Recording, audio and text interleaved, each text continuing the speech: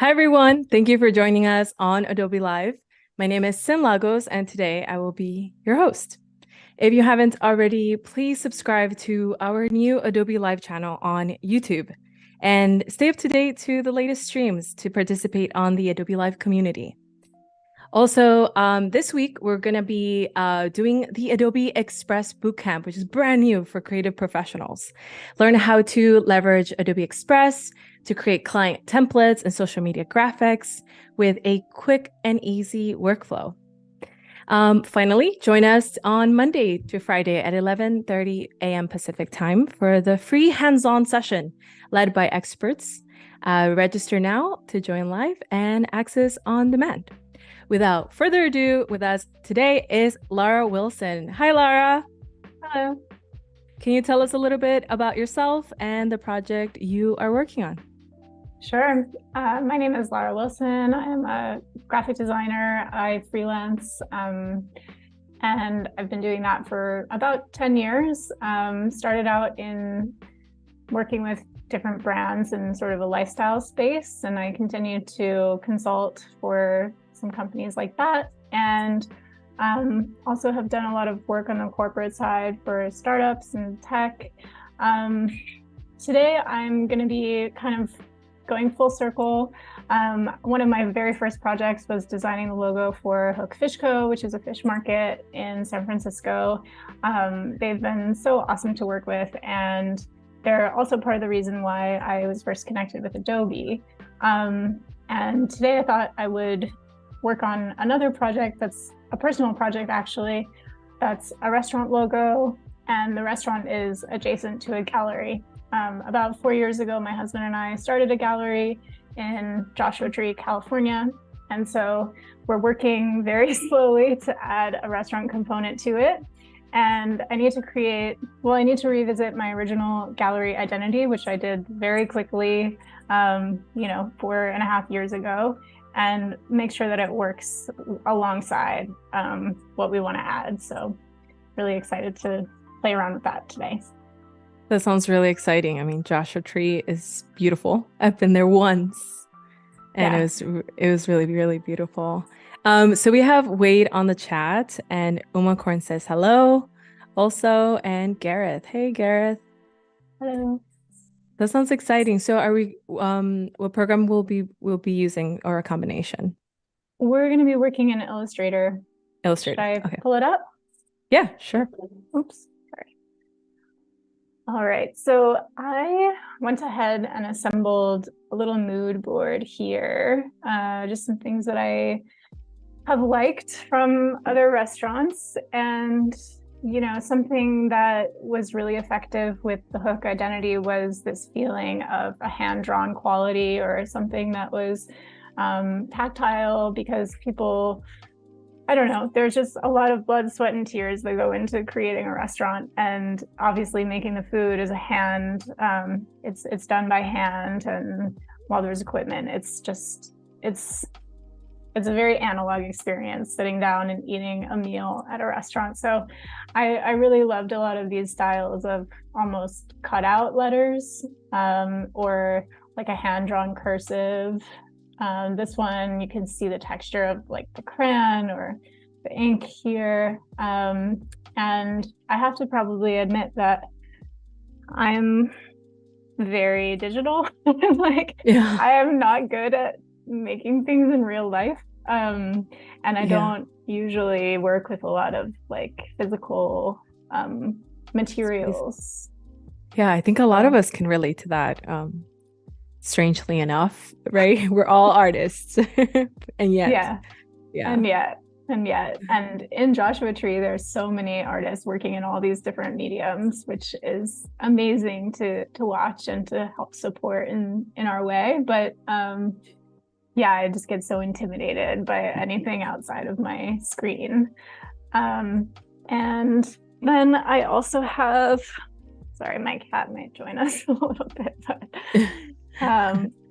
we like our pets on Adobe, so it's okay.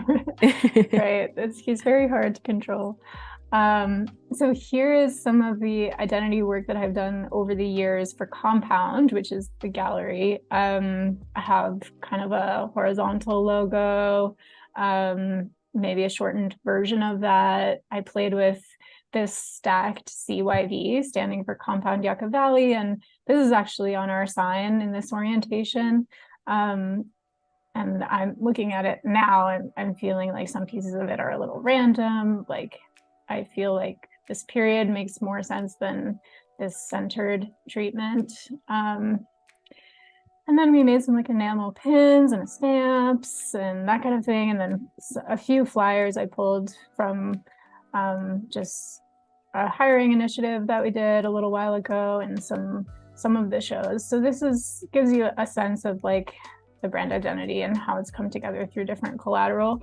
It's by no means comprehensive, but it's a sampler platter of everything. It's a charcuterie of sorts. Yeah, exactly. Yeah, Wade actually had a question. It says, "Oh, fun, a gallery. What type of work do you show?" We mostly show visual art, although I like to make things a little bit more three-dimensional or just multi-sensory where we can, sometimes sound, or we've shown dance as well. I have the dance background before I became a designer. But within visual art, a lot of paintings, a lot of photography, some multimedia, three-dimensional stuff. Really depends, but we've had some amazing artists, and we do a balance of group shows and solo shows, and then also local artists or California artists and people from around the world or the country. So it rotates. Awesome. Yeah. Really cool. Thank you.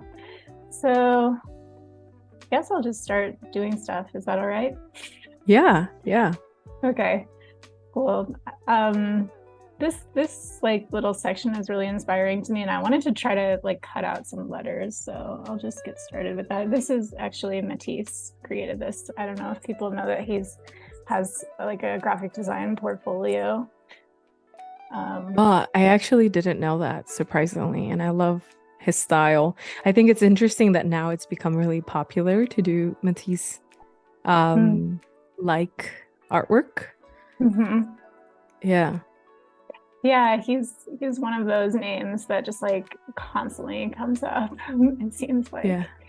So this is kind of bold, but I'm gonna try some stuff that I've never done before on this.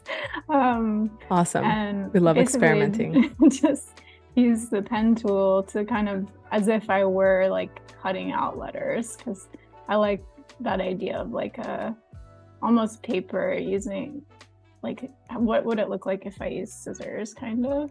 And so I might make like a few of each letter.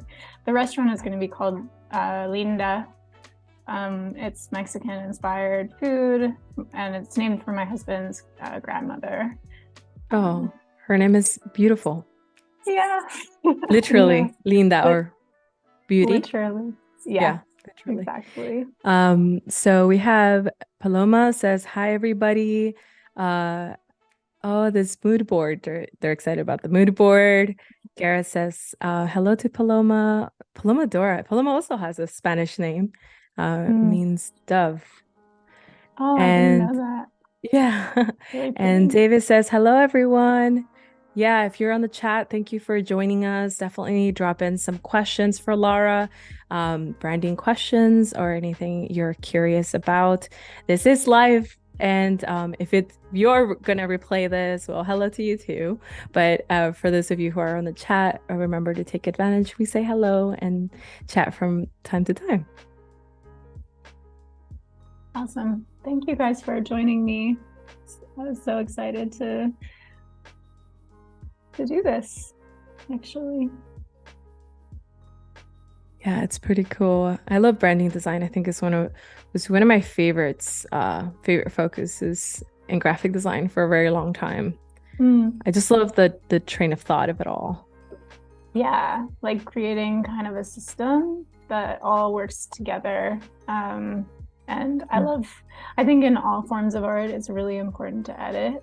And so when you're building a brand identity, like doing these little audits every now and then, almost like I did in my this artboard here, like pulling out the pieces that really kind of still have resonance, and then being able to identify what pieces maybe don't fit anymore. Interesting. Yeah. Yeah. And like, I love thinking about branding as if each element or each little project that you do over the span of a brand is like an opportunity to evolve that brand forward and add to its identity, and you know, shift if there are guidelines, like expand them and shift them and challenge them a little bit. I love to like set rules and then like push up against them, or even, you know, in some cases break them. Yeah, that's interesting. You jumped right into Alessandra's question. What is something you enjoy from designing logos, branding? Yeah, well, all of that. And then also with logos, it's like, this obviously is for myself, but with clients, it's like, it's so much a part of really like how their company takes shape, and it's so personal to them. Like I did a logo recently for a client that they are now getting tattooed on their body. Oh, wow. Like companies aren't necessarily forever, but tattoos are. Yeah. Yeah, my wife and I tattooed ourselves a logo also. Oh, really? Yeah. And I was like so proud. I'm like, I don't think you know what this means for a graphic designer. I designed it. Was it a logo like for your marriage specifically, or was it a logo like it's symbolic to balance in life. So she was basically the person who came up with the idea, and I kind of took a stab at it and tried to design it. And once I did design it, and we were going through this really beautiful time in our lives where, well, we both slackline, which is balancing on a line. It's very representative of how you have to balance in life too. Yeah. I was like, you know what? I love it too. I'm gonna get it tattooed. The tattoo artist is one of my closest friends, so I couldn't help myself. So I got it done too. Yeah. I have a couple of tattoos. I mean, I think it's like symbols are so important to us as a species, and they're how we communicate, and like it goes almost beyond language as well, because obviously, you know, you can have a tattoo that speaks to someone in a different country that doesn't speak your language. Right. Absolutely. That's a great point to make. Like, it's something really interesting about logos is, in fact, that it doesn't have those language barriers. So Gareth says, Ash Ruffle says, hey McCorn and hey Gareth, what's the name of the restaurant? They have a question. What's the name of the restaurant? Yeah, it's not apparent just yet. It's still in inception. It's Linda. It means beautiful in Spanish, and it's the name of my husband's grandmother. And so we're going to be a beautiful tribute. Yeah, she was awesome. We went to her 90th birthday party and drank so much champagne, and she was dancing. And it was right before the 2016 election, I think, and she passed away right around that time. She has Mexican culture. Oh, awesome. Yeah, celebrate her with the food in the restaurant. Yeah, nothing better way. There's no better way for everyone involved. She loved chile relleno. Yeah, that's delicious. Yeah. Yes. I live in Texas, so yes, nice. I know. To some degree, right? In Austin, Texas. Oh, cool. Yeah. I want to go there. It's really nice. You have never been? Wow. I have been like once or twice. Oh, okay. But it's just been a long time. I have a cousin that lives there too. So when it comes to your process in Illustrator, do you like to begin to just jump right in, or do you like to have like a base to start from? Well, um, I guess for me, like the mood board is kind of the base. I love to do a little bit of like visual research and pull some examples and really think about like the tone I want to strike. And this also really helps me pull colors if and when that becomes part of it. I Yeah, so I think I look around and I try to draw inspiration pretty broadly. So not necessarily only other logos, as you can see, but also, um, different treatments and textures. And this is kind of a cool little corner. I masked it so it would fit on the page, but I can pull the whole thing out. So it's from LA Food Shop, which is like a pop-up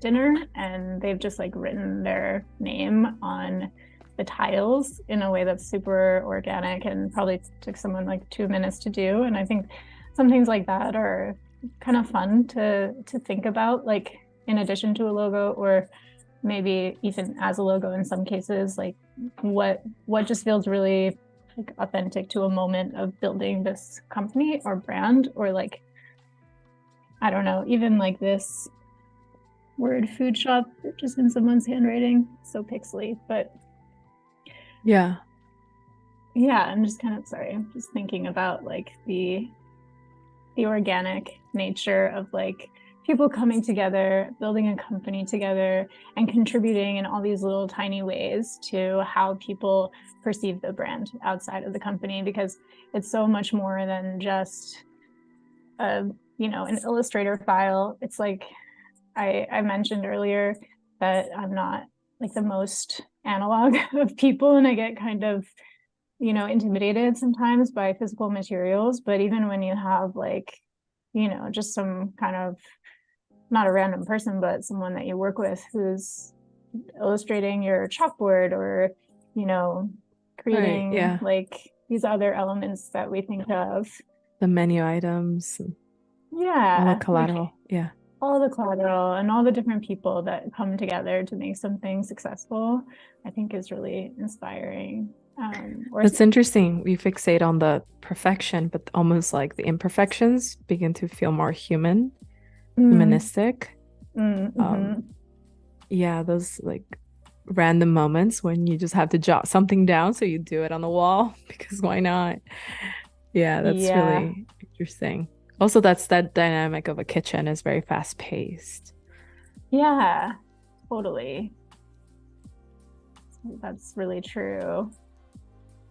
I know I'm not doing any rocket science here as far as like techniques or anything, but if anyone has any questions about like the tool itself, or what I'm actually doing right now, I'm happy to answer. I'm actually also self-taught, so like no question is a bad question kind of thing. Yeah, so Penny Noodles just joined us. I love the name. And they say, what a fun project. Yum, everyone loves food. Yes, I second that. Yeah, so definitely let us know in the chat if you have particular questions. Peter, good morning. Thank you for joining us. Let us know if you have particular questions, if you have a favorite tool on Illustrator. Maybe you are just learning about Illustrator. I know it was at least my second program to learn. My first was Photoshop. So if you're new to Illustrator, just know, like just like Lara says, it can be self-taught, and just like kind of jump in, right? Like feel encouraged to follow us as we do this, or more as Lara does it. I'm just here to watch.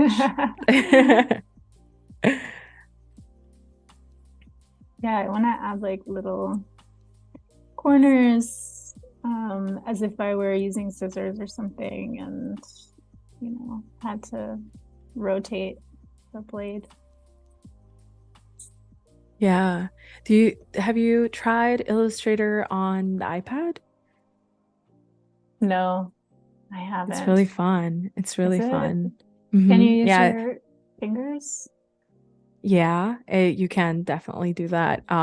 It feels very organic, especially if you have, of course, if you have a pen.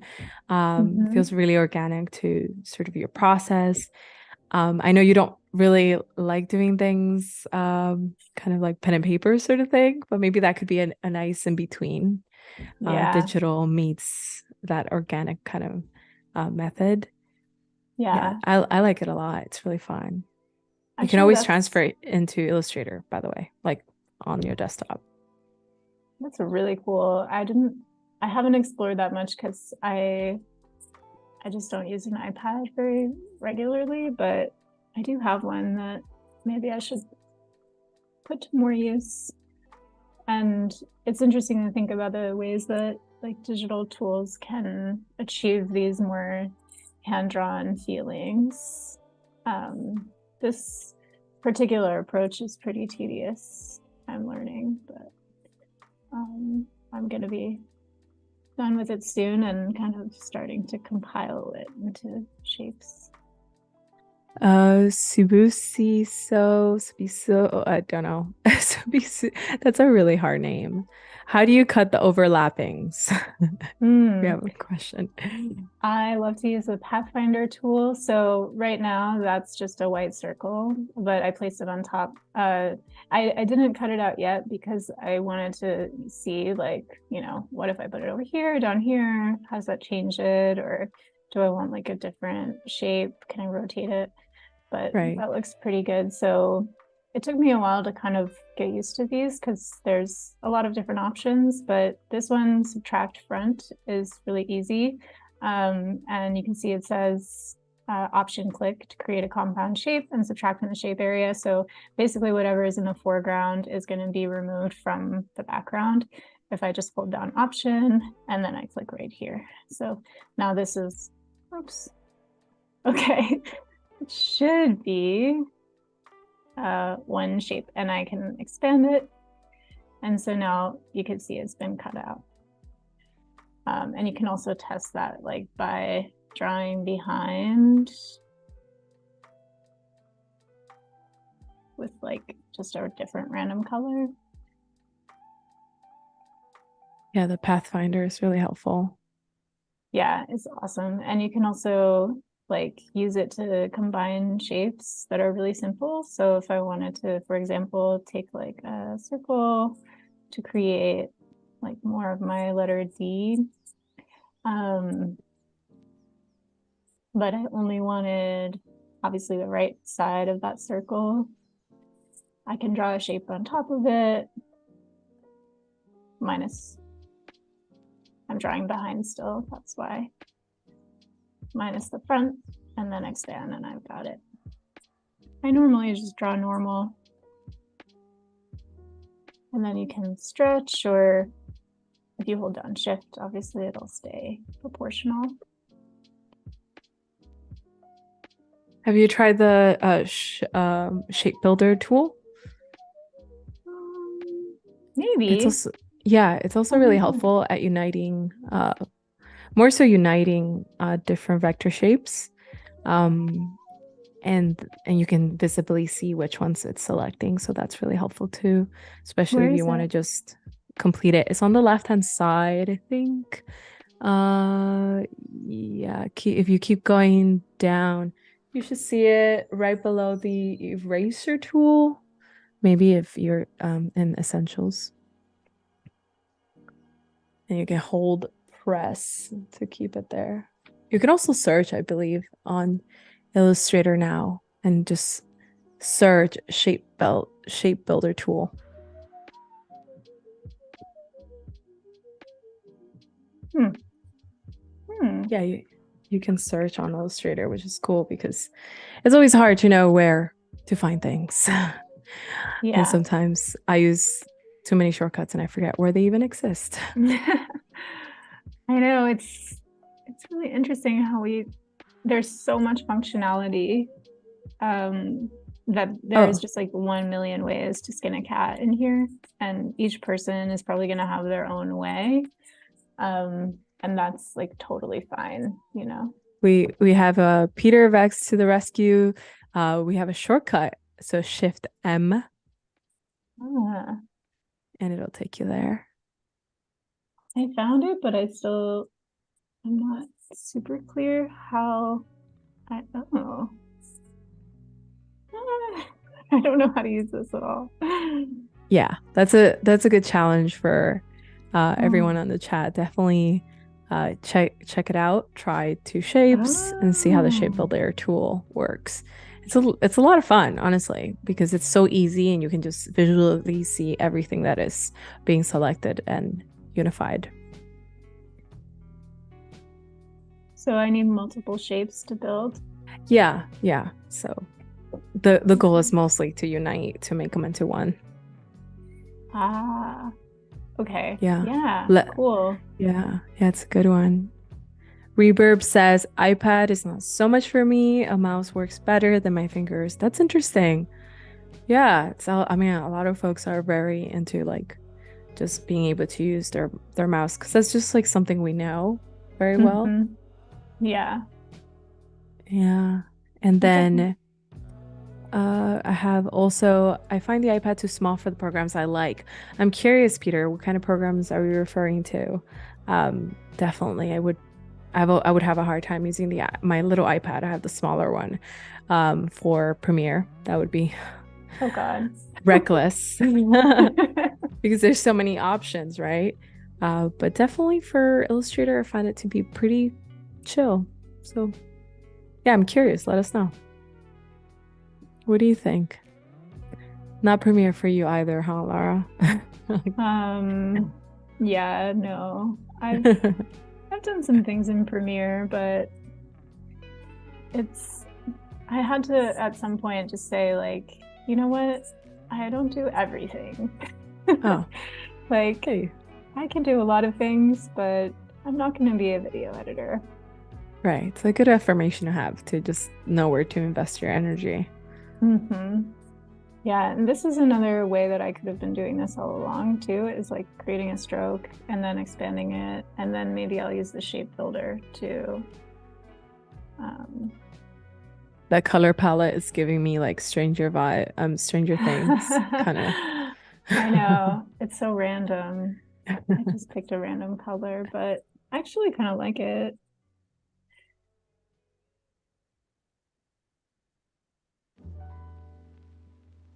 Baban is so nice. Hey, Lara, Sin, and everyone. I hope you all are doing great. By the way, greetings from India.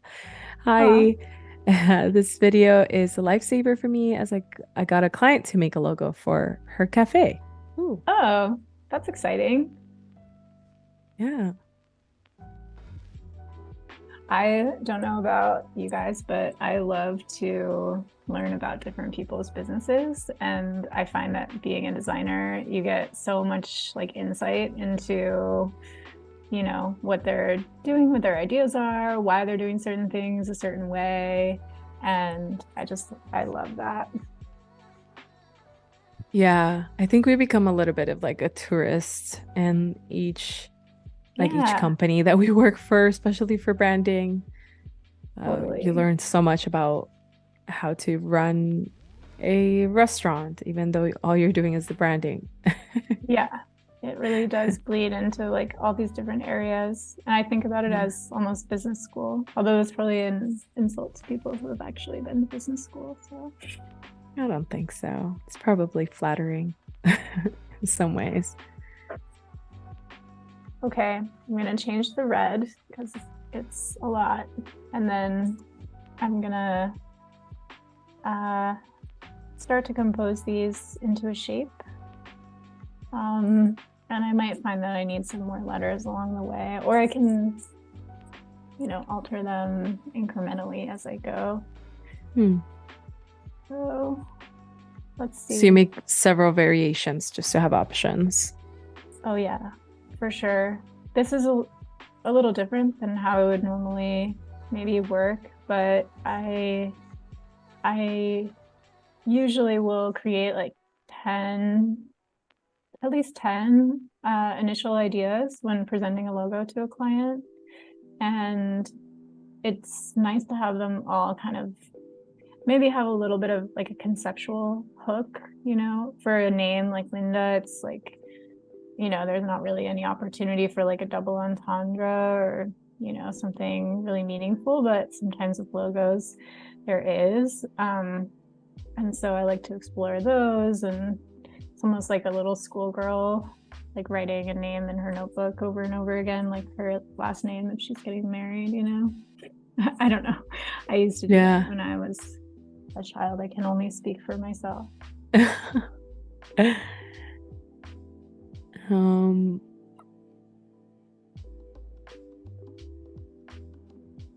Alessandra Lopez says, "This is muy linda, me gusta." This is really beautiful. I like it. I want to have some kind of like encompassing shape for it.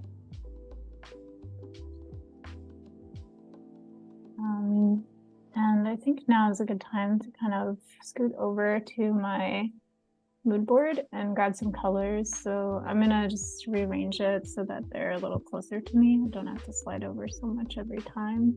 I also like them to be spaced out. I'm really into the blue, obviously. But I do find that this is a tricky color to print. Curious if anyone has any thoughts or suggestions about that. They have print experience.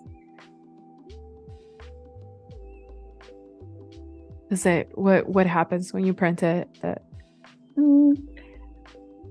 Like it's in a strange kind of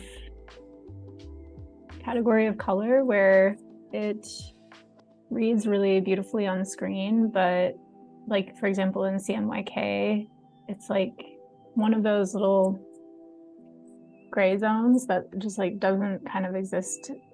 It's like hard to create with those 4 colors for some reason. And so I don't know. I've like inherited client brands that are predominantly this color, and then they have logos that are like all different colors because people haven't been treating. I assume that's like files in the wrong people's hands. Like maybe they don't necessarily know. What do you think about creating brand guidelines so that maybe that misstep doesn't happen? I'm a big fan.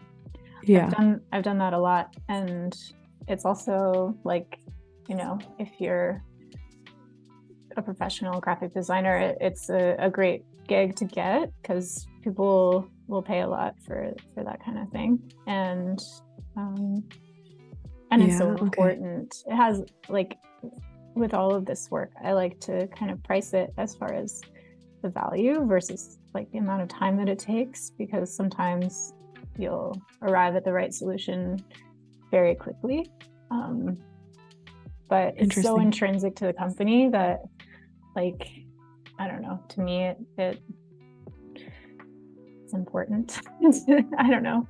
So that's a little insight into like kind of the finance side of being a graphic designer. Like if you own your own company or even just are a sole proprietor, you have to think about all of that stuff. So absolutely. Penny Doodle says CMYK definitely muddier in publication, and RGB is so vibrant. So maybe go for a digital press that has RGB. That's a great idea.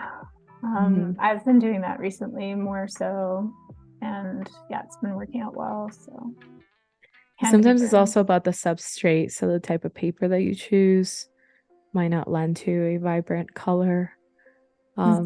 Sometimes, we print on something very absorbent, so then the colors don't pop as much.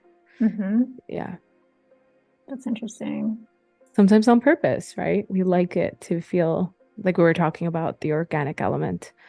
We like it to feel a little less pop art and a little bit more like homey, grounded. Yeah, so sometimes we diffuse those colors in print on purpose. Mm-hmm. So now that Penny, okay. Sorry, Penny Doodle said, "Sad when it's so bright on the screen, then bleh in print. The brand guidelines is a good idea." Yeah, I mean the screen is backlit, right? Yeah, Definitely. like So sad. really bright greens. Also, I've experienced that.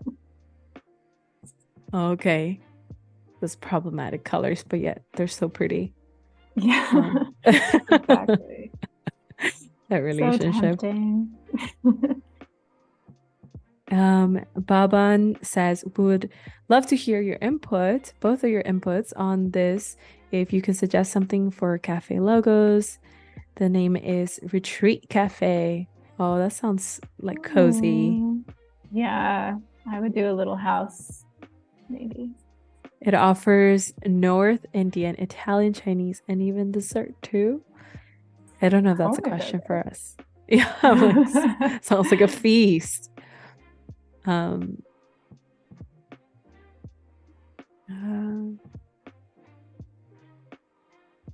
I don't, it's so interesting because when you're designing for a cafe or a restaurant, depends how big they are, right? Sometimes they're big enterprises and sometimes they're mom and pops.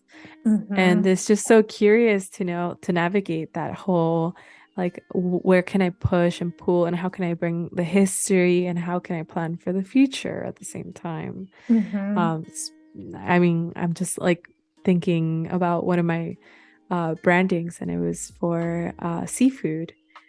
Just like I saw yours, I was like, oh, seafood. Yeah, and it was a little bit like that, like, grandma wouldn't let go. It's like, no. And then the fisherman and the family were like, but we must change, we must adapt. It's just funny, like to be in that dynamic and just know when to be like, yeah, okay, blue it is. Here, you get to keep that, right? Just kind of let them have some wins. That's fair. What do you think about that? Did you have that experience in one of your brands before? Yeah, I mean, you always get the opinions of others. That's part of it.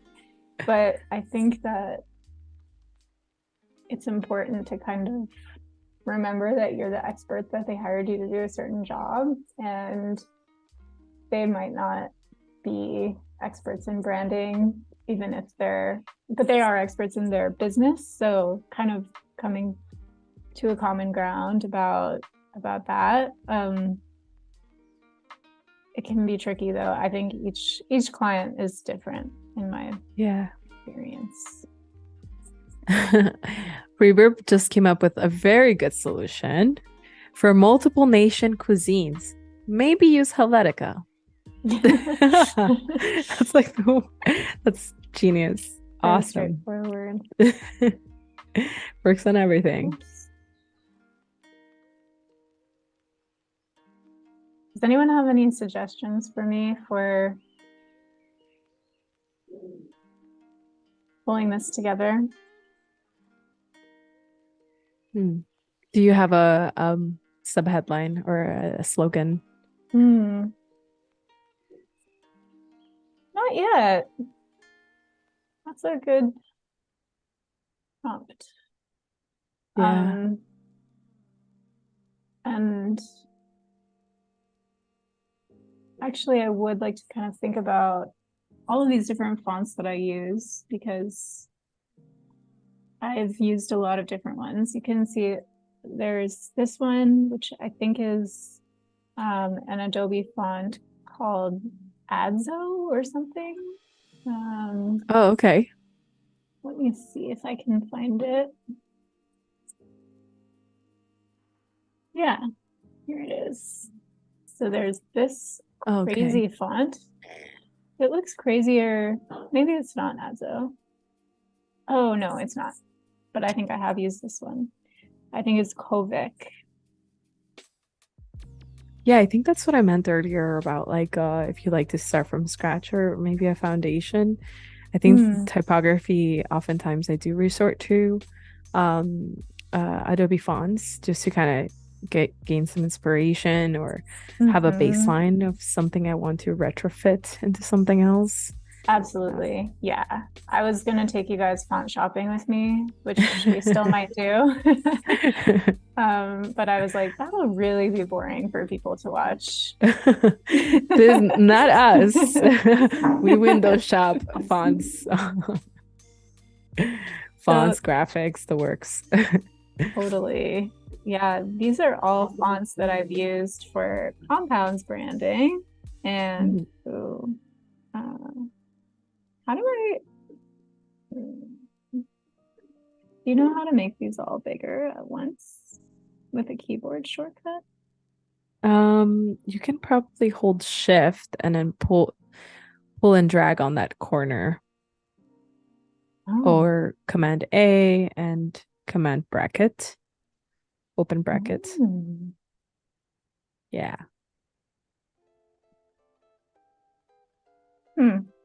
Okay. I'm just gonna do this.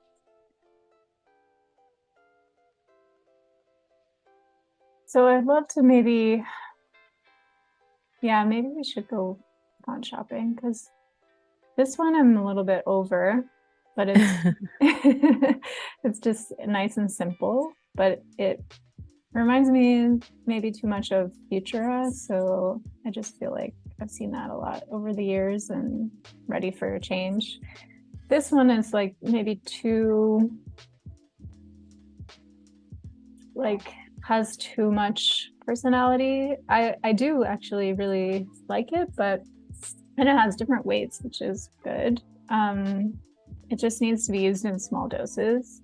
And then this one also has a lot of personality, and I use it for a lot of things. Maybe it's time to find something like a middle ground between this and this, and also make a decision about whether to keep this.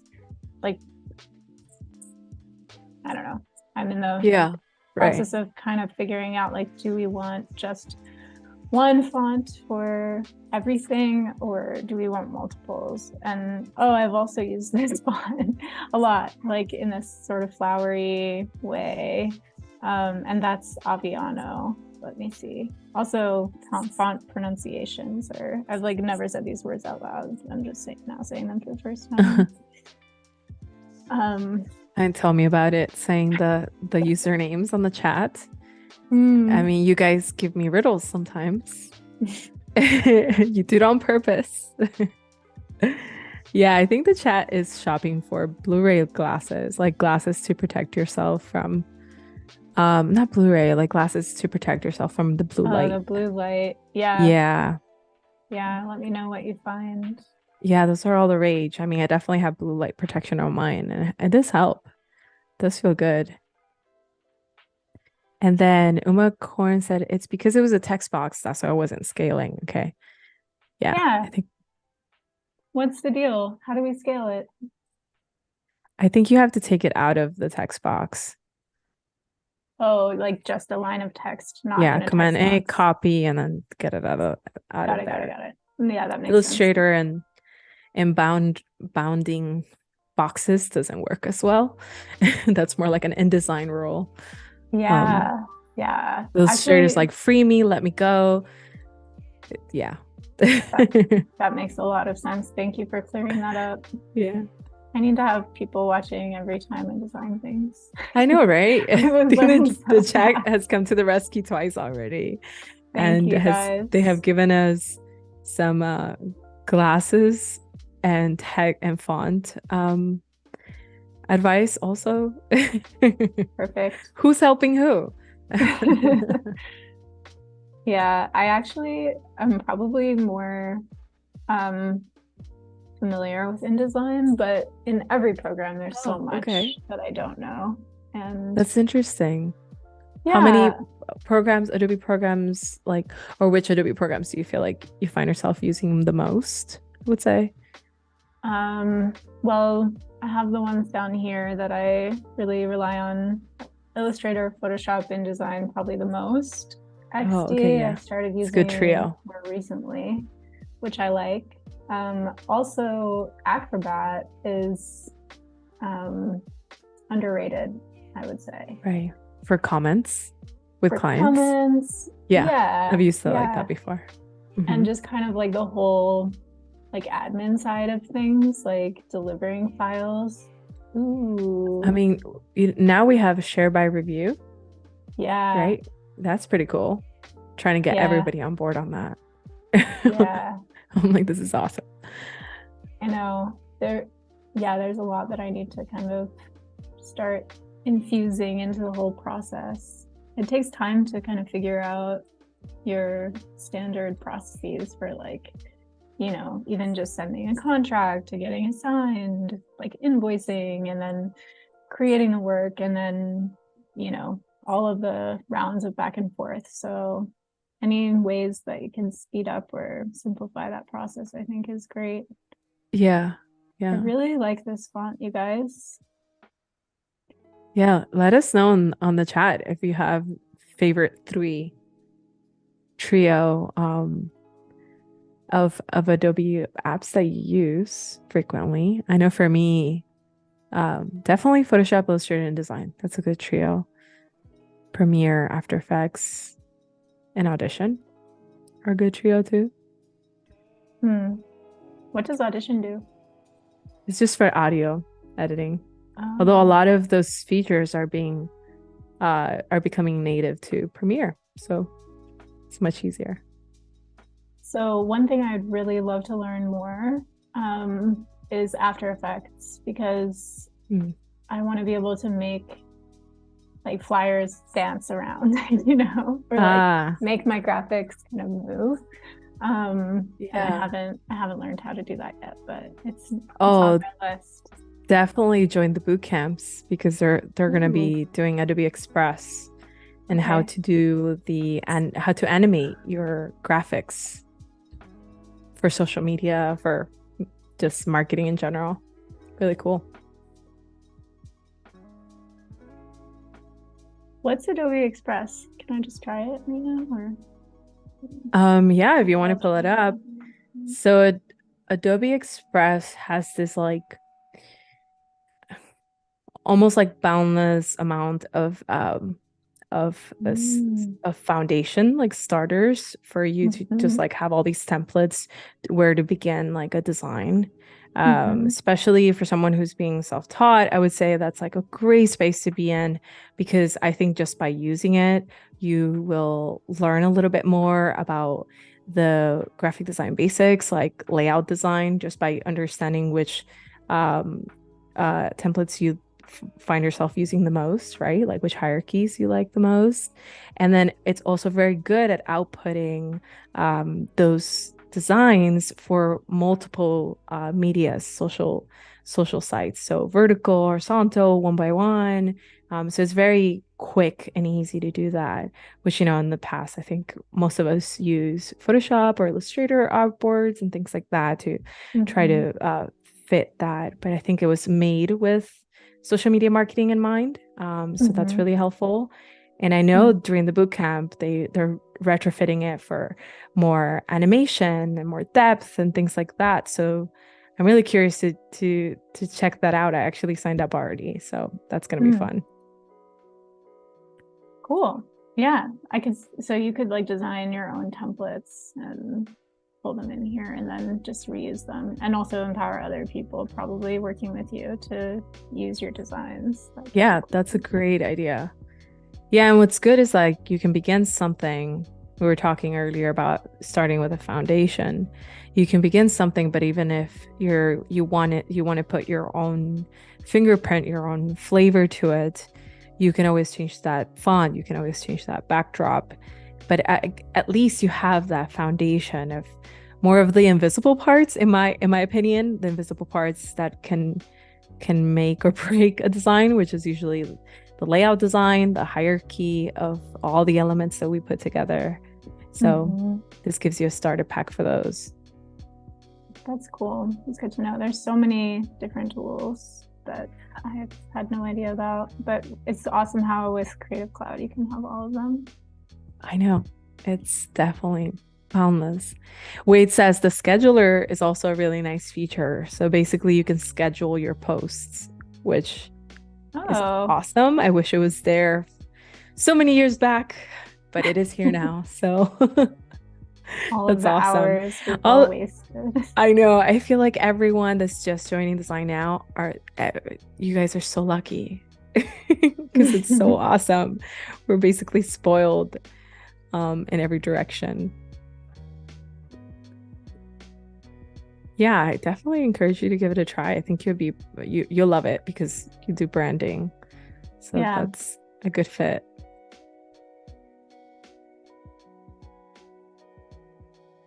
Just want to make like one more capital because options. And also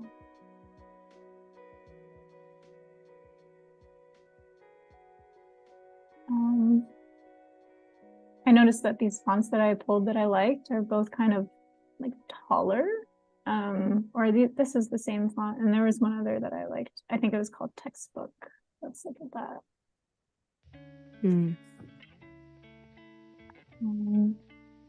Like this could replace Europa for me, and this could be more of like a headlines font, or kind of like the standard main font, and this is like supporting body copy, and then this I would only use in small doses for like graphics like this. Or we recently did a zine that had a cover that was similar to this, but obviously a different word than hiring. It was called Interruptions.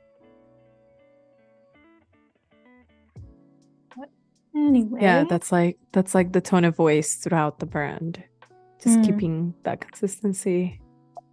Yeah, and I think for a gallery specifically, and also for a restaurant that's going to be kind of, very creatively, like one of the foundations is that creativity. Like we have a ceramicist that made a lot of pieces for us because obviously we care about art and highlighting artists, and then chefs can come in and interpret things however they want to. So that's fun. Yeah, like building flexibility into the system is kind of important because everyone has a different type of voice and like, I don't know, might make different choices. And so if you have a system that's really rigid that only has one font or typeface, then you're kind of, I don't know, maybe it feels a little too stark to me. Although a lot of art brands do feel stark, I've noticed. Almost as like a canvas for the art to kind of sit amongst. Right. Maybe that's the energy they're after. Yeah. I mean, sometimes we do these things accidentally, and sometimes it's absolutely masterminds behind it all. Yeah, most of the time, happy accidents, right? Like organized chaos or educated guessing. Yeah.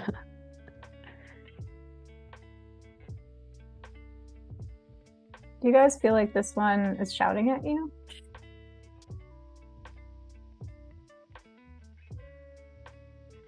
Which one? The one in all caps. I don't think so. I think like a lot of that, it has a lot of quirkiness about it, which makes it feel a little like just very approachable. So even the caps doesn't kind of become too intense. Cool. Thanks.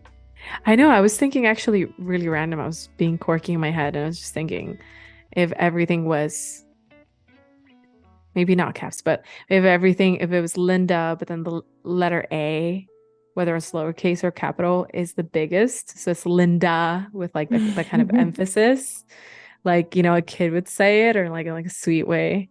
Yeah. Let's try it. That sound off as if it had an H or something.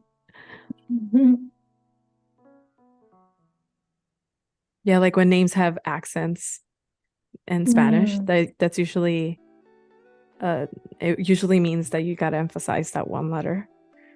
But when it doesn't, it's like you can do other ways, right? Like just make it bigger or make it capital. I think I also kind of do want to play with that idea of like a foundation, as you had said, because I'm really interested in like this as well, which I think is probably born of like a serif font, but then there's been some manipulating or possibly hand drawn by someone very talented. Yeah. So let's find a heavier weight serif.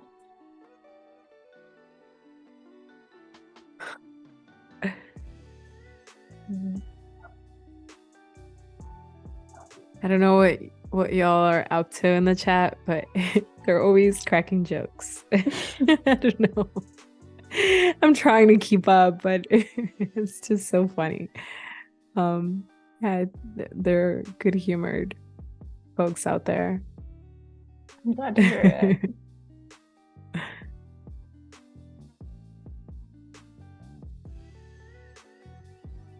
And it looks like a business card, even though it's not. I know it's just your artboard. Yeah, I know. This whole artboard could just be the business card.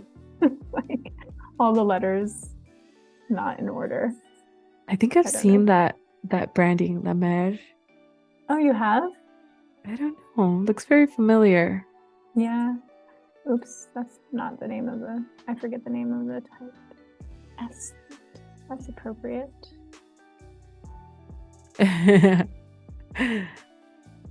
Annika's like picking on me a little bit. Wait, did I hear make the A in the logo bigger?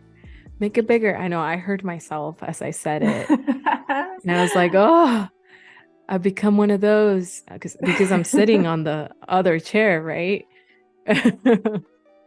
So funny. Do you guys follow Designer's Humor? No. Where on It's Instagram? An Instagram account. Okay. Yeah. It's pretty hilarious in my opinion. What's your Instagram? I think it's not working on your site. Oh, so thank you for the letting chat me knows. know. Yeah. For the gallery we use Compound YV, and my personal Instagram is Lara WLSN Town. Okay. I think I awesome. have it set to private, but yeah, I'll still accept you. Yeah, check out the gallery too. Yeah, so that's awesome. There's a Instagram for humor. Yeah, I think there's some things that I was trying to tell my wife about that SNL skit, Papyrus SNL skit. And yes. For the life of me, I try to meet that challenge of translating something to someone who's completely like not in this field. And I just I'm like, I got this, I can do this, but I just couldn't translate the reason why it matters to us. It's so silly. It's funny, like people don't necessarily get offended about papyrus. Yeah. Also in the desert, I see it everywhere. It's yeah. I've seen it a lot in restaurants. Should we just use papyrus font for this one? Oh my God. Don't let that be this live stream, please. Are we an SNL skit now? Never invited back. So we heard in the fine print, we said don't use papyrus. But sometimes Comic Sans. I have a soft spot for it. Yeah. I've never used it, but I've never, I haven't hated on it as much as papyrus. I'm not really sure what else I would do to this to change it so much. Oh my God, I'm being roasted on the chat for telling you to make it bigger. Wade says, Wade said, I tried to give you an out, Sin. Thanks. I appreciate it. I get at least one card right before one out before it gets bad. It's so funny.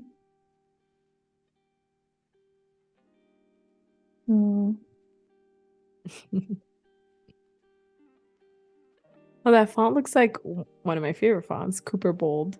I love Cooper. Yeah. I love even the name Cooper. It's cute. It is a cute name. Could be good for a dog or a human. In that order. Whichever comes first. Whatever, you Yeah. know, suits you best. Or a cat. That would be a fancy cat. Cooper. Yeah. Fortunately, my cat has calmed down. What's your cat's name? His name was Uncle Monty, but Oh, that's so cute. we call him just Monty for short most of the time. Yeah, that's adorable.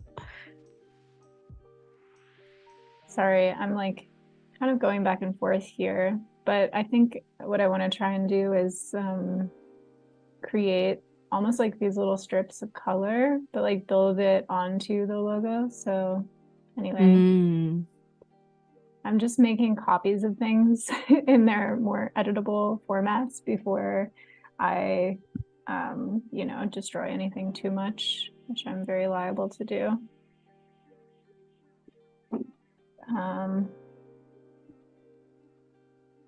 And this is more how my process normally looks, with like creating things and then messing them up, making sure I have a lot of backups. Yeah, you're reminding me of the intertwine feature. It's brand new, so I wouldn't blame you if you haven't used it yet. I haven't explored it too deeply myself. It's really but yeah, cool. it's pretty cool, right? Because we often do this step, which you're doing right now, and just trying to find that kind of like combination of shapes. Yeah, I really like that feature. Just anything that makes the process faster.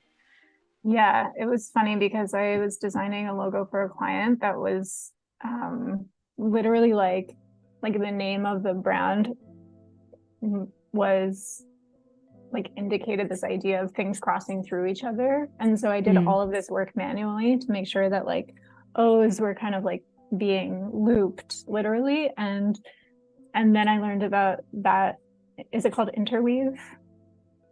Intertwine? Intertwine. I learned about that feature and I was like, dang it, this would have saved me a lot of time. Yeah. Yeah, I think it was one of my favorite things to do for some time there, because I love the effect of like using my photography to embed different fonts or lettering or graphics. It feels like they're coexisting. I still love doing it. I think it's one of those very classic, easy, doesn't get overdone. There's always a new way of doing it. Yeah.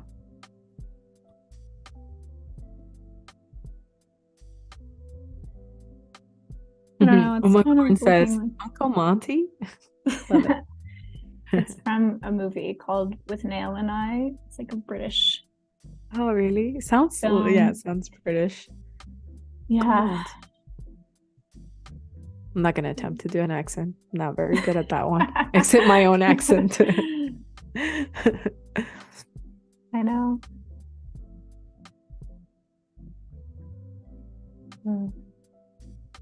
I might just try putting a white stroke on these and see what happens. I don't know. It's reading very like Hollister, or it was American flag or something a second ago. I don't think I really like what I just did, but that's okay.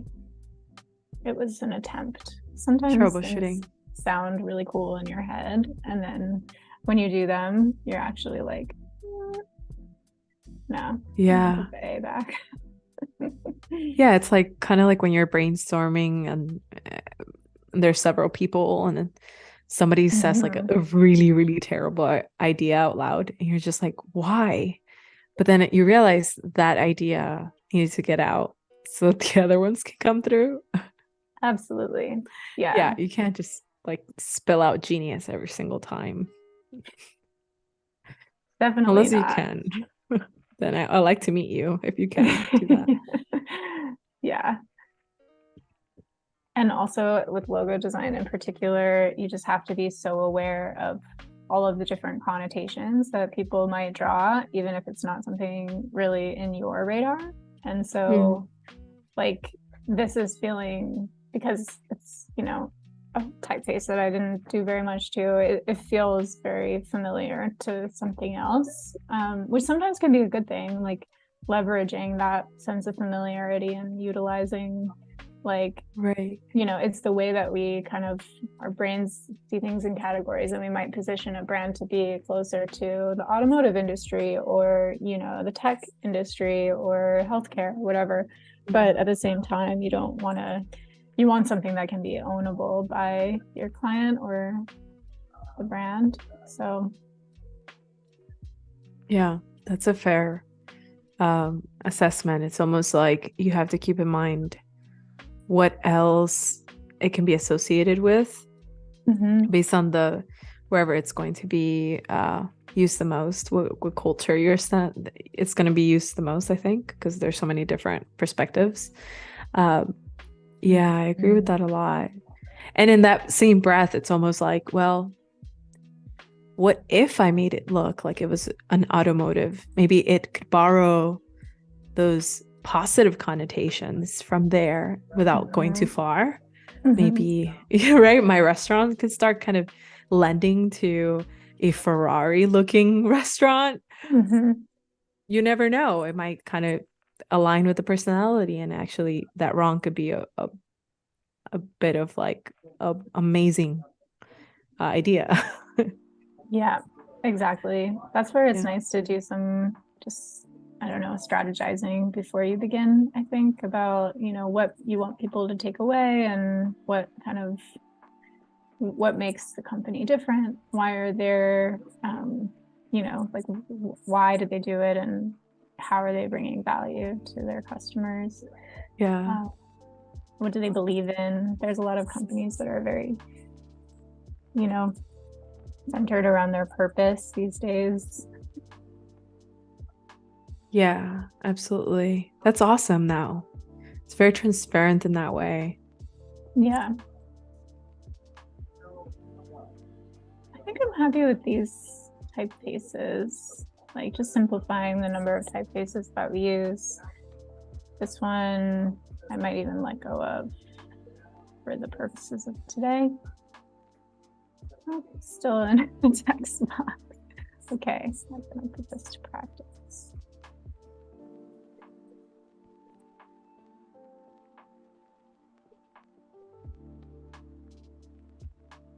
Ah, beautiful. Thank you so much for that.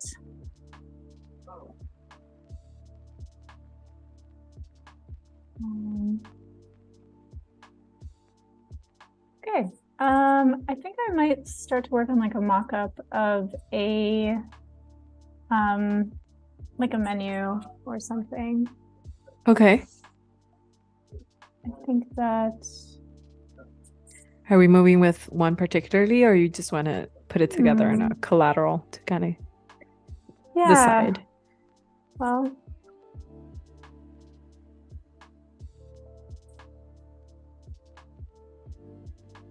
I kind of like this one. I don't know. What does the group think? Yeah, let us know.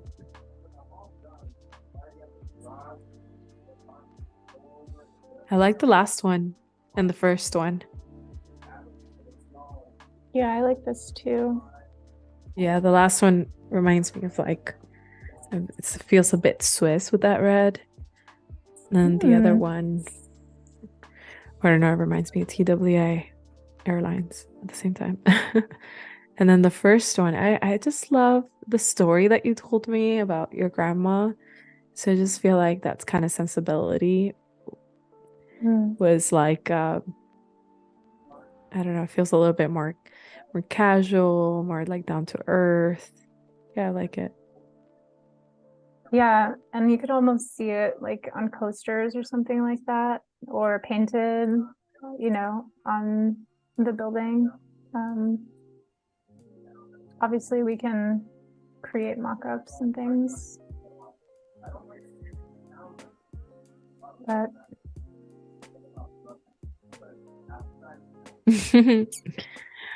Umacorn said, I'm so happy I finally found a shape within a group, within a group, within a group, etc. to change its stroke. Oh my gosh. That's going to make it on that Instagram account, I think. Story of my life. So many layered things. Sean says, looks Swiss. Is that a bad thing? Unless you're cheese? I don't know. I think it's a cool thing. Most Swiss design is so clean and very still like approachable. I don't know how they achieve that, but it's nice. So I'm excited to try my new piece. I also want to change my artboard size because it's probably not going to be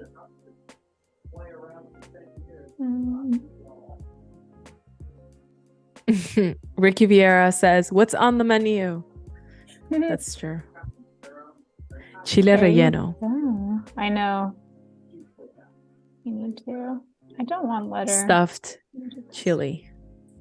It took me a second there to translate that in my brain.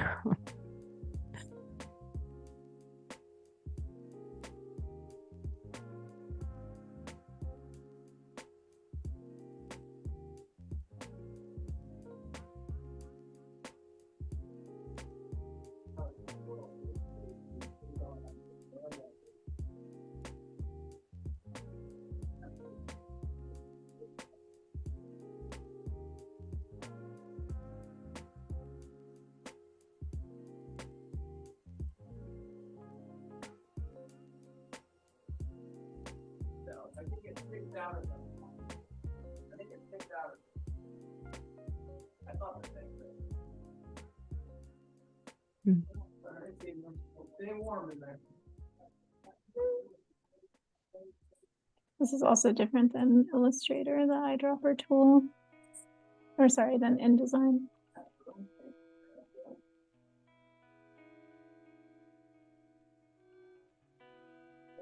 Do you use styles often?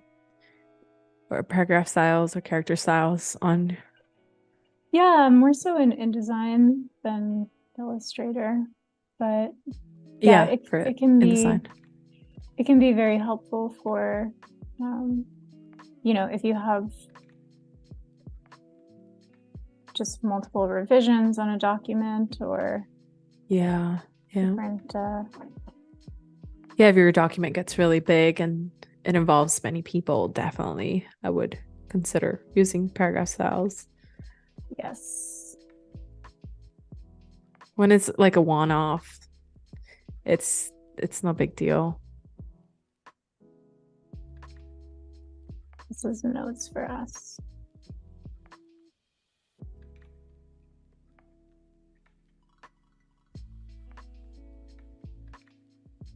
I mean, I like the idea of a very, very simple menu, but I've also seen obviously way more designed menus where there's like a lot of different sections and items and all of that. And I can do a little like price section too, like maybe have a column over here.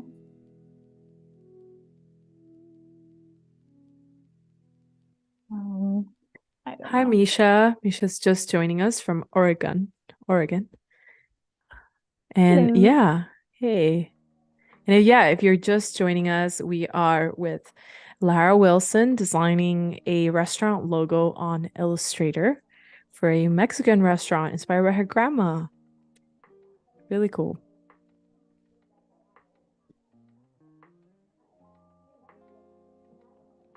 Reverb says chips and queso, please.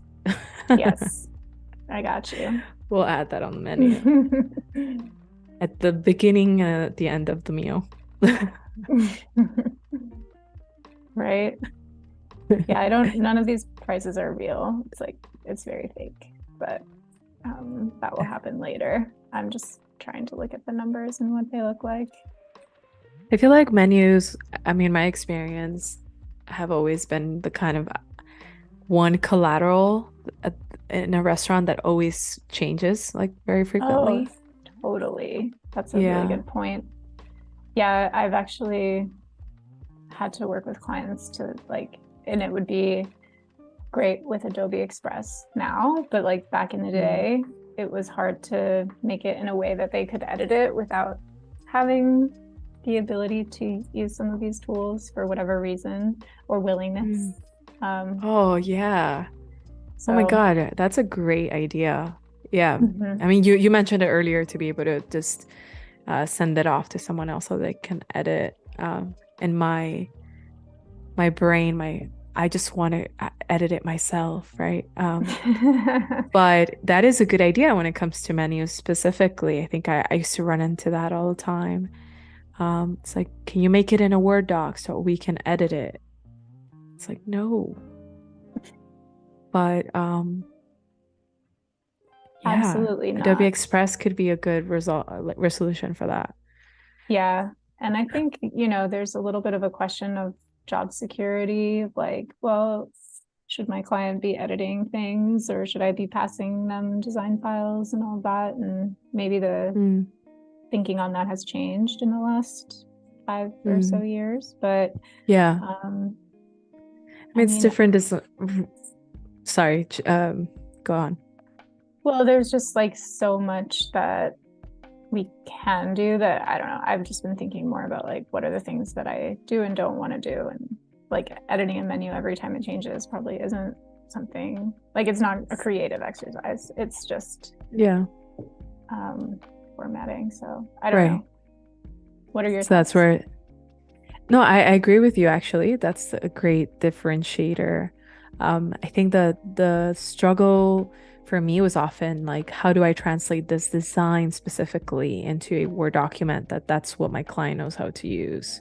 Mm-hmm. So that's where it started to kind of disconnect the design process for me. Um, Mm-hmm. and you will kind of run into these limitations. Now I could just like create a header, I guess, because that's what the outline in the Word doc would be.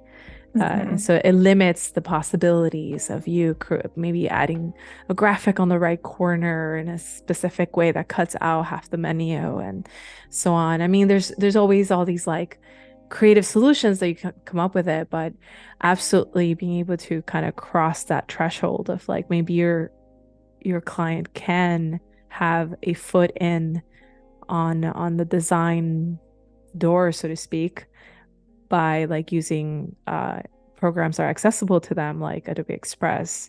I can see that being Mm-hmm. useful in that situation. Mm-hmm. Yeah, for sure. Yeah, without sacrificing the design. And like locking in place certain elements, because if you send them a Word document, like everything is basically editable Yeah. by them. They might not want to touch certain pieces. Well, no one should ever be using Word for design collateral, in my opinion. Yeah. But I've seen it happen. Reverb says, my lunch yesterday, the menu only had the calories, but it did not list the prices. That's That's a criminal. Yeah, that's a funny priority. Now it's like $18 for a burrito. Those are 2019 prices. They're coming down on you for the prices. Okay, noted. Thank you. Are you asking for it to be more expensive? I know. I'm trying to give you Yeah. a deal. Come on. Yeah. Just making like a rectangular version to sit next to my circle version. I'm thinking like for the front of the building or something like that. Mm. Or someone had said a business card, which could be a fun thing to create. Hmm. I think that's 3.5 by 2 inches. It's funny how small it 2.75. is compared to like a digital artboard, like the size of a laptop. This, or a monitor. This is so Yeah. tiny. I have to What really get in there. what is so tiny? Like this artboard is 1920 by 1080 pixels. Mm. And this is an actual size business card. So compared to my artboard, it just feels very small. Very small. Mm. It's just my thought.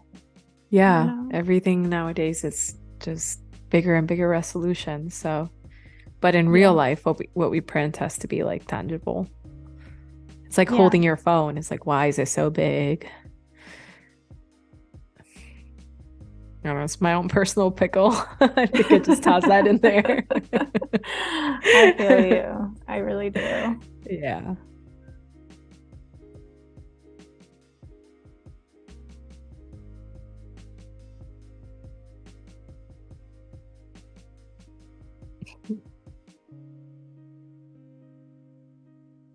I think you're gonna have a lot of visitors just on the fact of the burrito price. It's funny. Well, subject to change. I appreciate that. I do think there should be a restaurant though where you can go and get a burrito for less than $18. But I also think restaurant workers need to be paid fairly. So interested to learn more about that process, because definitely coming at this from, you know, a design and marketing standpoint versus professional kitchen business owner. Yeah. Yeah, a lot of little bits that go into play. But I love like any project that's really collaborative and relying on other people's expertise to do what they do best. That always gives me a lot of joy. So yeah, I think so too. That's one of my favorite parts too, just being able to, I mean, I think for a very long time working with startups was a big thing, and just seeing their passion and their motivation every single day to make things happen was very almost intoxicating. So it made me want to like work that much harder to make something real for them, because when they would see it, it was like, oh, this is amazing, you know. They don't take the process for granted, which is really beautiful. Yeah.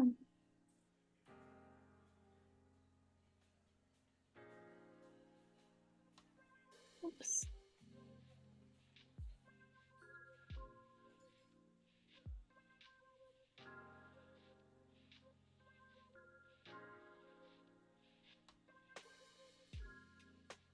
I wonder if we could just use this little like circle as well with nothing else in it. That would be cute. I don't know.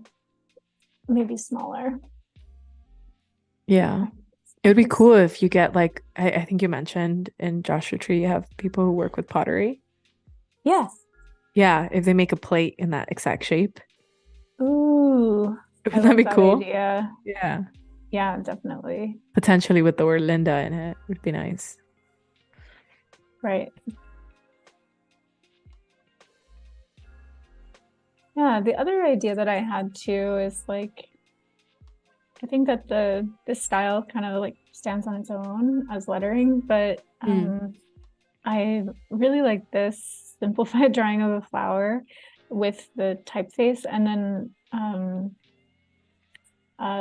Linda's daughter is named Iris, and so I was curious if maybe I should try to create some kind of an iris shape. But you guys, if you've been here since the beginning, you know I'm terrible at drawing, so I'm gonna try and maybe trace this, not exactly, but kind of pull some of the shapes from it so that it's recognizable, and then add that on somehow, some way, or maybe to the version that's just a typeface that we like from before.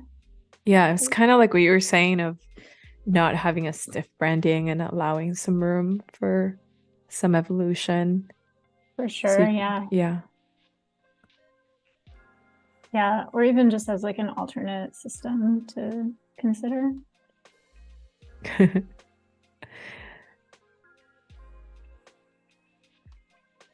Yeah, I don't know why, but we're still talking about burritos on the chat. Good. Yeah. That was my main goal for today. Yeah. I'm gonna have to get a Accomplished. burrito after this. Like, I there's know. no way I can. So many choices here. So I think I can make that happen. Meet that Yeah, challenge. definitely. Yeah, I have a place within walking distance, but it's like pouring today. So, but I need to Oh. drop off my ballot. Oh, In, yes. in the Somebody else US. mentioned it on the chat. Remember to vote. Yeah. So that might be the perfect outing. Yeah. You can congratulate yourself for the burrito. Yeah. The we and the chat approves. Yeah. Awesome. Thank you guys.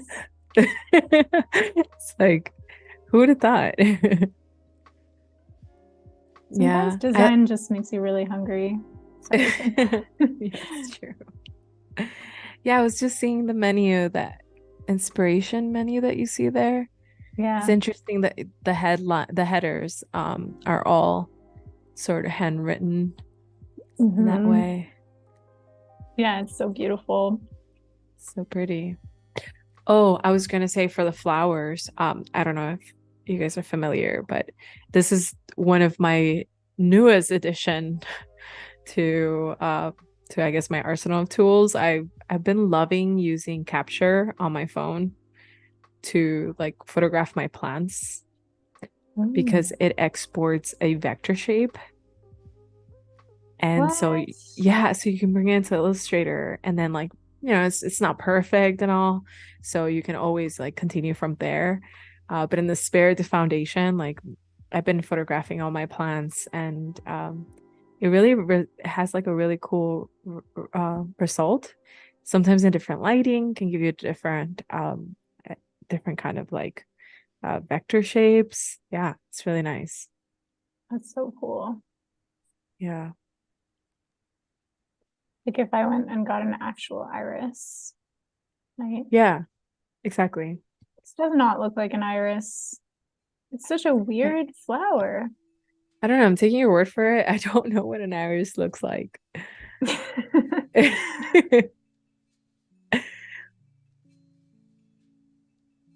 It looks like But a weird bug. yeah, Um, but um, the people in your family have really pretty names. Iris is really nice. yeah, it's my husband's family, so Yeah. It's a I guess chosen my family. family too. Yeah. Oops, sorry. I know it takes a little while to get used to it. I feel that. Yeah. How long have you been married? Less than a year. Oh, congratulations. Thank you. Thank you.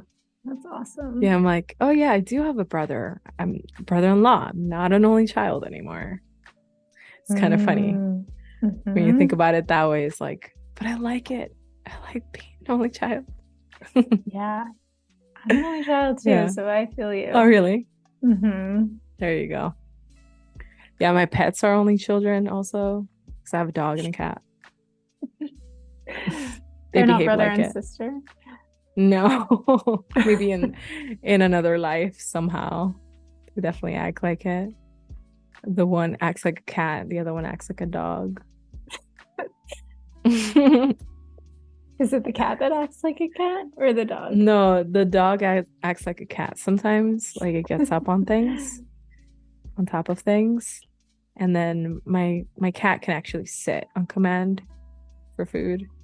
So that's her Oh, dog behavior. wow. Yeah, it's That's the one thing she can incredible. do. Everything else is harder. Yeah. She wasn't, it's not in her DNA. I think, I don't know. I think I'm making some improvements, but it's definitely like lacks the simplicity that I like about this one, because that's just like it's like the platonic ideal of a flower. It's I really pretty. don't know. I kind of do get iris. Anyway, if you don't know what it is, then like maybe not everyone knows what an iris looks like, but I'll just make I it don't know. blue for now. Reburb says there's black and blue irises. Oh, really? There's black Yeah. ones? Maybe. That's cool. I love when plants come in different colors than you expect. Yeah. It's like when you see a carrot in a different color. You're just like, Yes. oh, they're not all oranges. The purple ones. Purple ones, yeah. They look so pretty. The rainbow or corn. There's also like rainbow corn. It's a little different. Are the majority of guests in the chat from in the US or all over the world? I know we have an Indian. Did we say that at all? We have someone from India. Yeah, from Oregon. Yeah, never too late. Let us know where you're joining us from. I think it might be this part that's making it feel like the Statue of Liberty or something.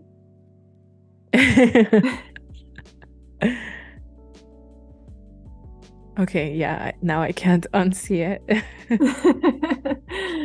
Exactly. Okay, we'll continue to sit with this idea.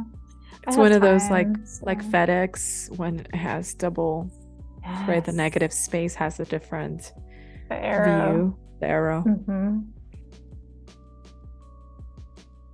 Oh, Steve says all over New Zealand. Cool. New Zealand. That's nice. And then Annika says Toronto, Canada. Toronto. I guess I'm not supposed to pronounce the T. Ricky says LA. And then Wade, Texas. Oh, wait. Oh, okay.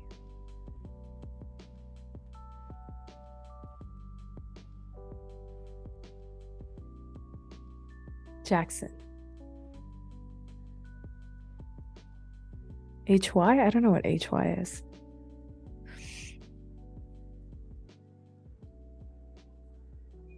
Well, we're joining you from California, right? And from Texas. So I was thinking about like how this style has like the negative space is another shape, and then you get a sense of like this opacity here. It's just thinking about playing with some layers for this idea, and I don't know, maybe if time allows, I will attempt like a handwriting or a cursive. There's probably easier ways to do that than on my desktop, from what I'm hearing about iPads and whatnot. I'm going to introduce you to the iPad. You're gonna love it. I can't wait. Yeah. Yeah, I think it's pretty easy. Depends on whether you have like a Mac system, but last time I used it, I was trying to create some graphic elements for Adobe, for video reels on Instagram, but I was on a trip, so right before I left to the airport, in the morning I started to draw some like title statements with my own hand lettering, and then just airdropped it to my computer so that I can have access to it on the CC library, and then I used it on the go, so it just kind of looks a little bit more done, and it took very little time. So that's, I come from the time of Adobe when none of that existed, so to me that was like really, really cool when it first started, and it's only improved. Yeah.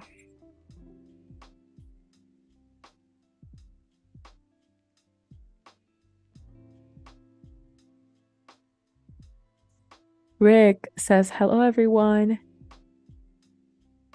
Hello. Never too late. We have about 20 minutes left. Oh, we have someone from Netherlands.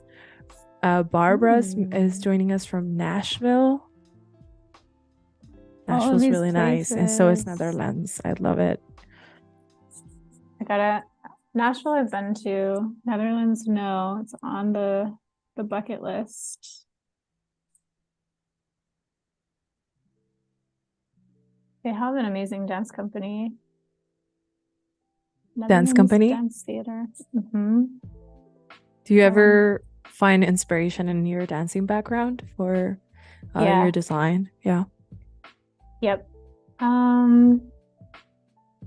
Definitely. I mean, like we were talking before about maybe using After Effects to kind of infuse some motion into the designs. Like I think that would definitely be a way where I would draw from that. And then I've also did like an installation once where I had a dance film playing, and then I designed like some text to accompany the film, and then printed it out on vinyl and put it all over the floor. And yeah, just like I'm actually like actively seeking ways in my life to kind of combine the two, because it was a big passion of mine, and I've kind of moved away from it, especially during the pandemic, and also because I'm like now almost 35, so it's just like it's hard to do.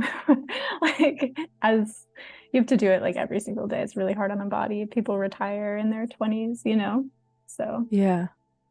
Yeah, I think everything body related requires consistency. Yeah. Too much for me. Muscle memory can only take you so far. Yeah, for sure. So yeah, anyway, the answer is yes, but also I'm definitely don't have all the answers. You don't have all the answers? How is that possible? I know. Should by now, right? No, I don't think so. Yeah, that's not how that works. No. What is time? They just stopped the time. I was going crazy. Like, when the time changed. I know. It feels like it's 10, but it's 5. Just kidding. My pets are still like concerned. Like an hour ahead, they're like, it's dinner time. I know it's dinner time. I like this treatment you're doing on the letters. Thanks. Yeah, I think it's adding kind of like another sense of that like tactility, and also maybe some movement even. Yeah, it does. It feels like, right, sometimes like those angular lines begin to give you that sense of movement. I thought maybe I think you mentioned something earlier about like maybe mixing and matching some of the, or I interpreted it that way, maybe. Mixing and matching. Like the uppercase and lowercase letters. Oh, yeah. Yeah. So I might swap out this I too.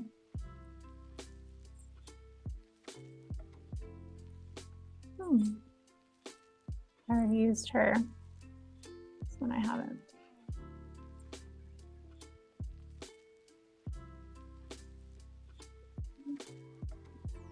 Yeah. So yeah, let us know if you have some final questions as we near the end here.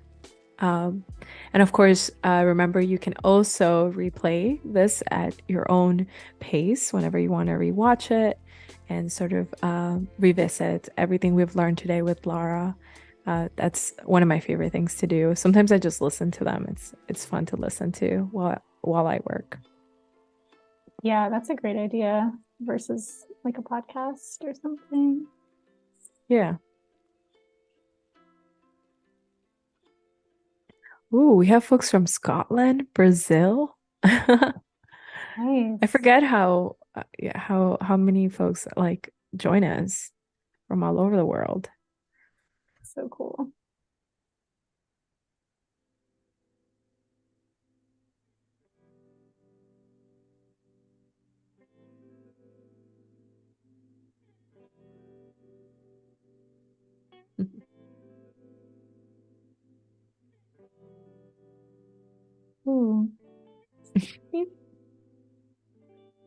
My cat is just like rolling around the floor. It's so cute. Aw. She's like, pet me. What do I know about live streams? Pet me now.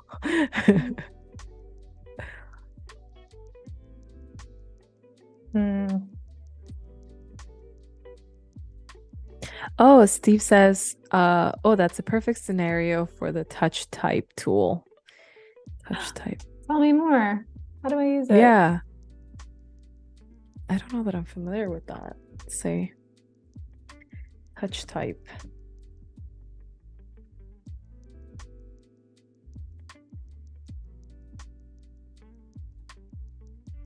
Another thing you're not seeing from my normal design process is like Googling things all the time to answer questions that I might have as I go. Like if I think about, is something possible? Usually Google will tell me.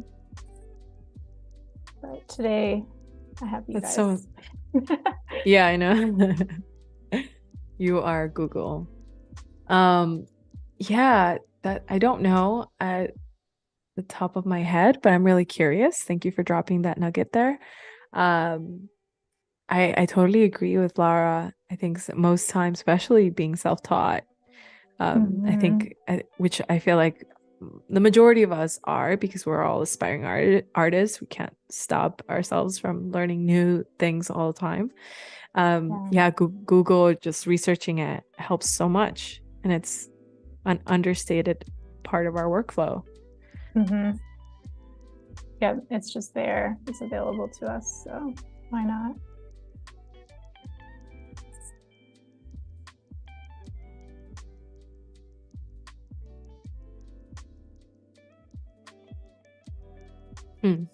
So it works on regular type, not on shapes. Feels like a riddle I must solve.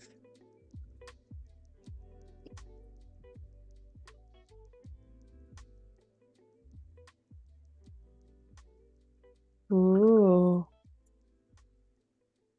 So what's happening on my screen is if you have text available that isn't already in shapes, you can actually pick a letter and then make it and basically resize it or move it around, change the positioning of it, the baseline.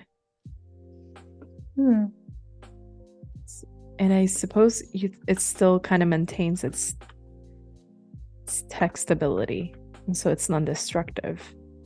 Don't know what other scenarios that would play into. That could be far more creative than the one that I just explained, but it's interesting to dive into things like that. How do I find There's it? always so many tools. So about that, I think one of the newer features, if not, I've just got introduced to it, is in Illustrator. All Adobe programs, there's now this little Finder button on the right hand corner. So whenever you don't know where to find something, is it an object, is it in select, what drop down menu, you can always search it, and it does a native search to find you that tool. What was it called? Type together? Type tool. Wait, touch type. Touch.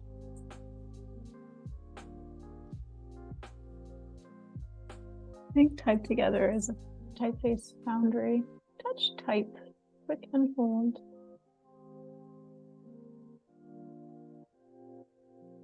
Shift and T.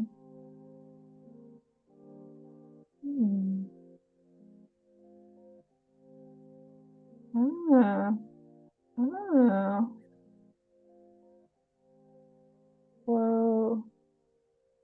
So it's like isolating a single letter, and then you can kind of sort of manipulate its position and the It's really size. fun.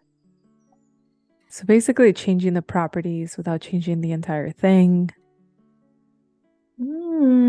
Thank you. on a touch by just touching it, I guess. So I think like the overall idea that I notice, or like a common element I see in all Adobe programs, is just attempting to ease your process in a way that it makes it faster, it makes it just much more accessible. So that seems to be the pursuit in all the updates. If you can make it faster, it's gonna work in your favor in your workflow. Yeah, totally. I was gonna say, like, it's hard to, I don't know, because I'm not in another industry that depends on like a program like this so strongly, but it feels very unique, you know, all of our collective like investment in and obsession with Adobe. Yeah, absolutely. It's our tool of choice, right? We started this live stream talking about, you were regarding how maybe you don't do so many things like pen and paper, but your tool of choice is digital. So it's fair to have a bit of an obsession for it. So Umakorn says, now try changing the font. I suppose you can change the font still so that it's non-destructive.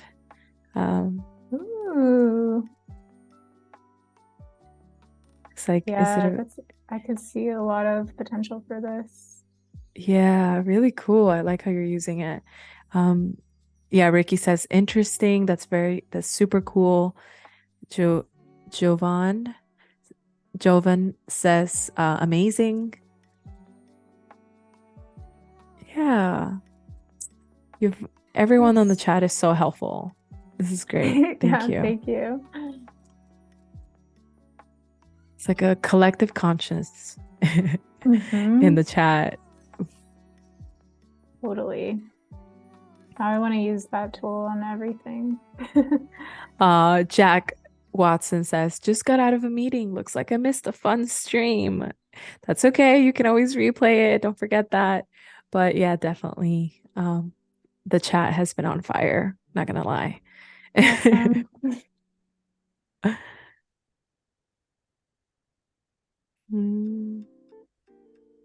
Yeah, Rick says, sometimes I like to change the font of an individual letter for even more customization. Yeah, I've actually been seeing that a lot lately as far as just a design trend, like kind of a combination of sans serif and serif fonts within the same word or the same headline or something. Right. Yeah, you've seen that quite a bit. Interesting. I think for this, it might, like, I don't know, with logos, I try to not be so trendy just because I'm really considerate of like the longevity of the project, and you know, that might be something that everyone starts to do and then we like get tired of it in 2 years and then we'd have to change our logo kind of thing. So I don't know, I'm just like if you used lobster font, you're stuck. Yellowtail. It was a fun trend. Exactly. Oh my gosh. Steve says hive brains. Bzz, bzz. And Reber says, be kind, rewind. I like that that motto. Do you have any particular forecasts that you personally think might happen in 2023? As far as in design? I would just say just in design in general. I mean, yeah, I think color forecasts, fonts. The first thing that comes to mind is like mixed media. Almost maybe more of like an irreverence, you know, like people are kind of done with seeming to appear perfect on social media, and like also just the idea that like during COVID everything that we thought we knew was kind of upended. Like just thinking about like having fun, and I mean this isn't necessarily a forecast, more of an observation of what I'm already seeing, but yeah, I think something like really playful and just not taking itself too seriously. That seems to be, I think, the trend that we're already on. Yeah. Yeah, I think we always kind of do that. It's interesting how that works. We have like the Renaissance paintings are so perfect, and it's like the more it looked like a human, the closer you were to the Almighty or so. And then suddenly someone's like, well, what if it's imperfect and it's abstract? And Cubism came through and was like, you know what? Just splatter paint too. Pollock was like, why not? Yeah, absolutely. And then ready-mates, which is like, okay, now you just ready-mates. I don't know. Not my favorite. But yeah, I noticed humans do that. I mean, we all do that. We strive for that perfection, and then eventually we find ourselves unhappy with it. So we sort of run in the opposite direction, in the extreme opposite direction. Yeah, exactly. And yeah, I'll be curious on 2023 how your forecast comes true.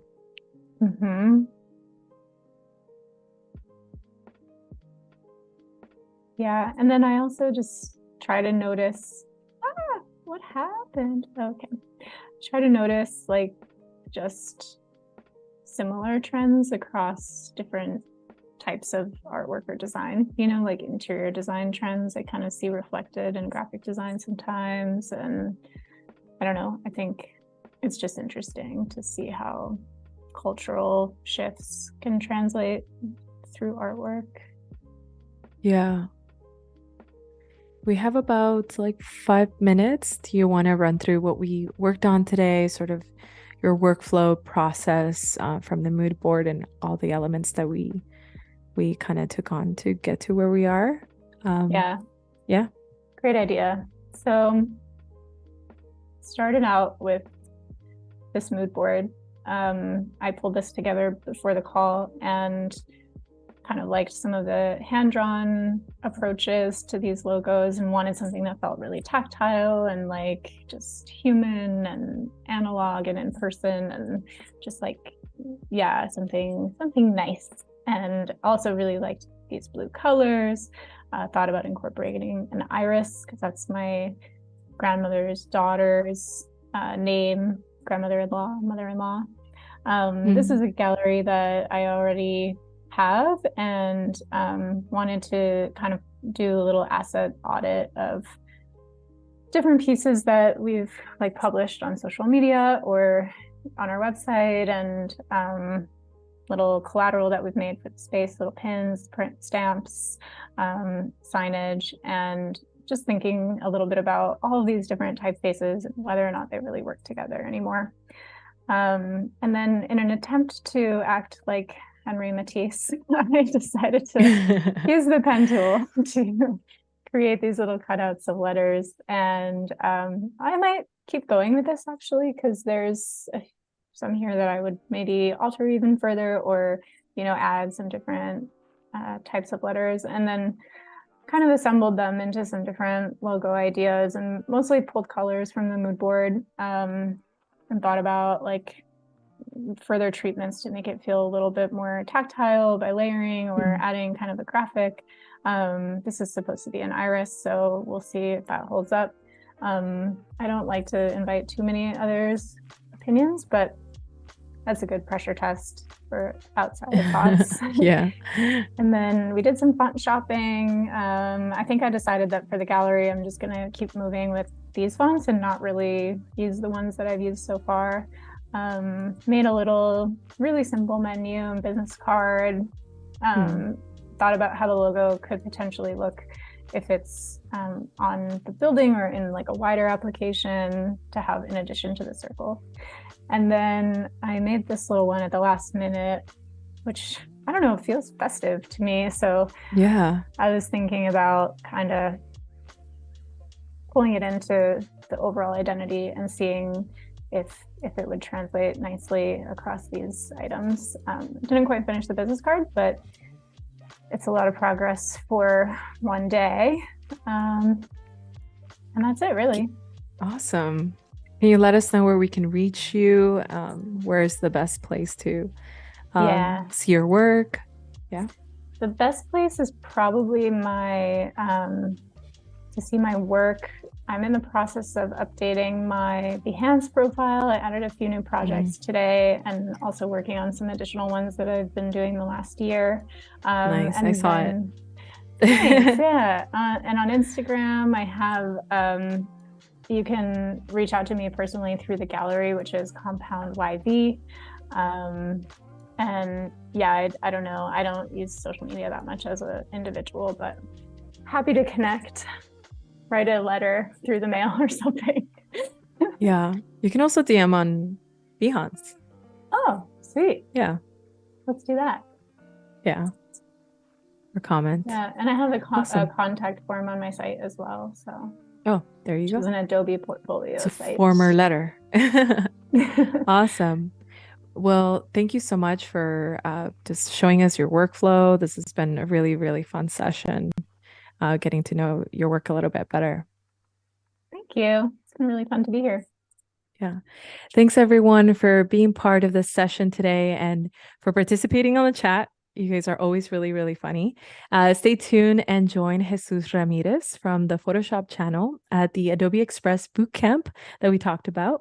Add a new level of dimension and interaction to your composites with Adobe Express and Photoshop. And you'll get to learn to add some animation and text and effects to transform your design into engaging content for your social media. Also, immediately following the challenges, stick around for a new episode of How To with Clady from Print My Soul and learn how to get started in Photoshop 2023. And followed by that, a new episode of Let's InDesign with Annika Agarwal. Thank you so much for having us. Till next time.